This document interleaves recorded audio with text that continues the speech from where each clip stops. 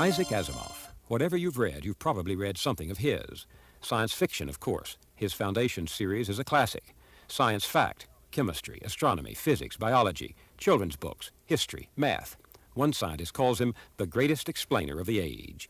The American Humanist Association has named Dr. Asimov the Humanist of the Year, and some religious folk have considered him the incarnation of the devil.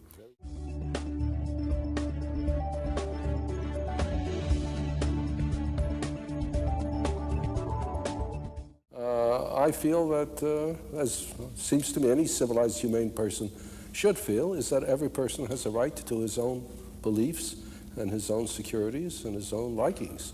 What I'm against is attempting to place a person's belief system onto the nation or the world generally.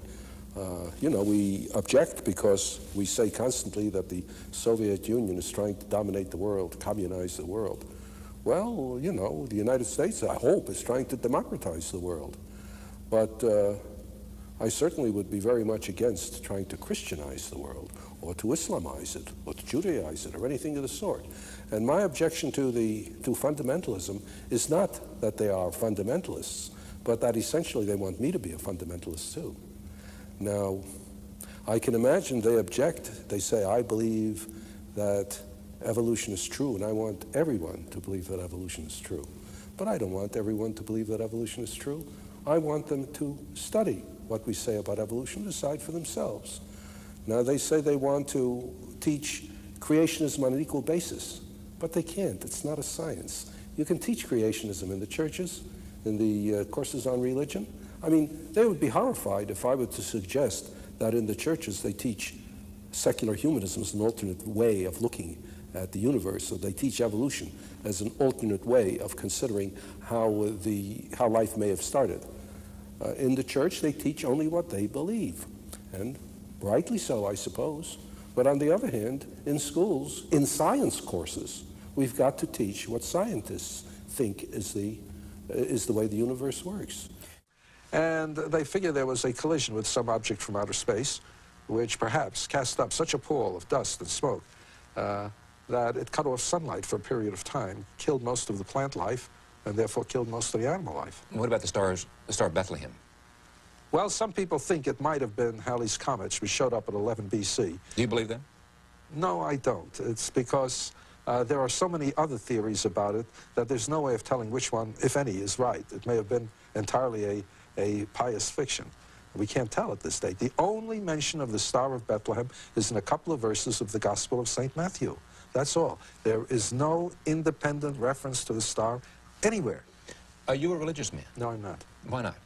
Well, the easiest answer is I wasn't brought up so. Yeah, but I mean, you are obviously a very curious man, and you have an open mind about everything. Oh, sure. And so you investigated religion and came to the conclusion that? No, I can't say I investigated religion with any particular interest, but I was interested in the Bible as a work of literature, and so I wrote a 2-volume book on that, but only as a work of literature, as one of the earliest, if not the earliest, serious histories we have, the Book of Kings, the Book of Chronicles, the Book of Samuel, and also as a repository of great poetry, probably the greatest poetry we have, certainly the greatest early poetry we have, and also as teachings of rather excellent ethical ethical statements. Yeah. The one thing that the Bible isn't, that some people seem to think it is, it's not a biology textbook, it's not an astronomy textbook. The first chapter of Genesis, the first couple of chapters of Genesis are the 6th century BC version of how the world might have started. We've improved on that since. I don't believe that those are God's words. Those are the words of men, trying to make the most sense that they could out of the information they had at the time. You don't buy Adam and Eve either? No, I don't buy Adam and Eve either. But it's undoubtedly a legend which has some significance, but it's not historical. What about the life of Christ? Well, Jesus. Well, this, of course, is in historic times. It's at the time when the Roman Empire was at its height. And the thing about it is that the only information we have about the life of Jesus is in the Gospels, in the New Testament Gospels. There's no reference to him in any literature outside. There's one dubious paragraph in the histories of Josephus, which may have been... Right, there's no reference to Jesus other than Matthew, Mark, Luke, John? And, of course, in the rest of the Bible, the epistles of Paul, Acts to the Apostles. Right. But outside the sacred writings, absolutely no mention. No historian who was not... Who is not a Christian, let's put it that way. Not in Bethlehem, no one left any writings of any kind. None. This doesn't mean that he didn't exist. The chances are he did. There were many people at the time who were, what should we say, messianic, who were believed to be messiahs by one group or another. And Jesus survived as a messiah. Incredible impact for someone who got such little notice at the time from historians, right? That's true, but that's the way sometimes it works out. When Muhammad also received little notice outside of Arabia. And I dare say many founders of great religions were dismissed by people of the time, except those who believed in them as just one more kook. But then you see, in science fiction, you're allowed to depart from scientific possibility, provided you know that you're departing from it and can explain it. The reader will go along with you into the realm of fantasy if you'll give him an excuse. But to do it without realizing you are going into fantasy is insulting to the intelligent reader. But of course this is what frightens many believers. They see science as uncertain, always tentative, always subject to revisionism. They see science as a complex and chilling and enormous universe ruled by chance and impersonal laws. They see science as dangerous. That is really the glory of science, that science is tentative, that it is not certain, that it is subject to change. What is really, in my way of thinking, disgraceful is to have a set of beliefs that you think is absolute and has been so from the start and can't change, where you simply won't listen to evidence. You say, if the evidence agrees with me, it's not necessary. If it doesn't agree with me, it's false. This is the legendary remark of Omar when they captured Alexandria and asked what to do with the library. He said, if the books agree with the Koran, they are not necessary and may be burned. If they disagree with the Koran, they are pernicious and must be burned. Well, there are still these Omar-like thinkers who think that all of knowledge will fit into one book called the Bible and refuse to allow that there is even the conceivability of an error there. That, to my way of thinking, is much more dangerous than a system of knowledge which is tentative and uncertain. Well, I would choose the last one phrase that I wrote when I was 21, which was, in a way, a steal from Samuel Johnson, who said patriotism is the last refuge of the scoundrel. In other words, when you get a guy right down where you have him backed up against the wall, he says, I did it for national security. I remember a president who said it. But what I said was that violence is the last refuge of the incompetent. Probably true. To allow a dispute to come to the point of violence means that someone wasn't smart enough to settle the matter before then. Which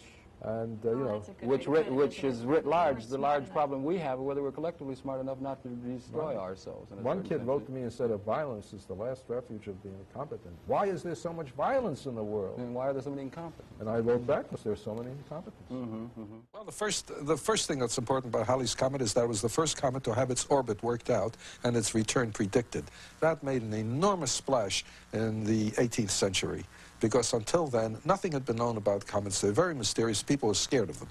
They were omens. They were omens of unusual things happening, and unusual things are always catastrophes. But once you can show they follow a fixed orbit and come back at predictable times, there's nothing mysterious about them anymore. And so that was the doorway into studying comets as simple, ordinary astronomical phenomena. And then the other importance about them is that it's the largest and brightest of the short-term, short-period comets. The only ones that are larger and brighter come in from way out there. And when was the last time that we saw it? 1910. 1910. Yes. It was a much better show then than this one is now, because it passed Earth closer to it, so that it looked larger and brighter. So this is a big deal. Well, it's a big deal this year for our astronomers, because for the first time in history, they're going to be sending out probes to pass close by Halley's Comet and study it. The Soviets are doing a better job than we are of doing that, aren't they? Well, let's say human beings are sending out 4 probes. It doesn't matter the nationalities. There are 2 Soviets, 1 Japanese, 1 West European. Yeah. The West European, named Giotto, will come closest. It'll pass within 500 miles. But whatever material they find out, whatever details... shared by the international scientific community. That's right. So that human beings are doing it. Do you see any any room for reconciling the two worldviews, the religious view, the biblical view of the universe as God's drama, constantly interrupted and rewritten by divine intervention, and the view of the universe as scientists hold it, always having to be subjected to the test of observation and experimentation. Is there any room for reconciling? Well, there is, if people are reasonable about this. There are many scientists who are honestly religious. You can rattle off the names of them. Millikan was a truly religious man. Morley of the Michelson-Morley experiment was truly religious. There were hundreds of others who did great scientific work, good scientific work, and at the same time were religious. But they did not mix their religion and science. In other words, they did not presume that if something they didn't understand took place in science, they could dismiss it by saying, well, that's what God wants. Or, at this point, a miracle took place. No, no. They know that science is strictly a construct of the human mind working according to the laws of nature, and that religion is something that lies outside and may embrace science. Well, on the other hand, you know, if there were suddenly to arise evidence, scientific confirmable evidence, that God exists, then we'd have no choice. Scientists would have no choice but to accept that fact. On the other hand, the fundamentalists don't admit the possibility of evidence, let us say, that would show that evolution exists. Because any evidence you present, they will deny if it conflicts with the Word of God as they think it to be. So that the chances of compromise are only on one side. And therefore, I doubt that it will take place. Dr. Asimov, most people, when they think about the future, try to reach out to the year 2000. Let's try 500 years from now. What kind of planet do you see? One of two, depending on what happens by the year 2000. If by the year 2000 we have not solved the problems that face us today, then I would say 500 years we'll see a world containing a technological civilization in ruins, in which there will be a relatively small number of human beings sort of surviving, and with New York City as the most magnificent ruin in the history of the human race. And the other is? If we succeed in solving our problems today, then 500 years now we can well be living in a kind of utopia, a world with a relatively small population, carefully husbanding their resources, with a working colony on the moon and perhaps on Mars, reaching out to the entire solar system, taking advantage of advances in technology we now can't even imagine, living under conditions which, when they look back on the present, they will be horrified and wonder how we could have survived.